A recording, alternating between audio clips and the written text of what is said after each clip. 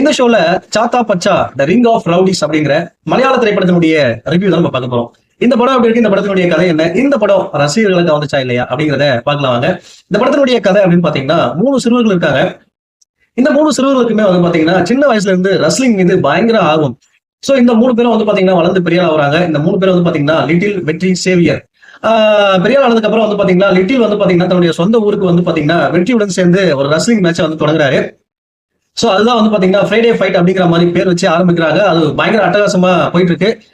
இன்னொரு பக்கம் வந்து பாத்தீங்கன்னா இந்த 3 பேர்ல வெற்றி அப்படிங்கிற நபர் வந்து பாத்தீங்கன்னா ஜெயில இருக்காரு. இவர் ஜெயில இருக்கிறதுக்கு முக்கியமான காரணம் வந்து பாத்தீங்கன்னா சேவியர் தான்.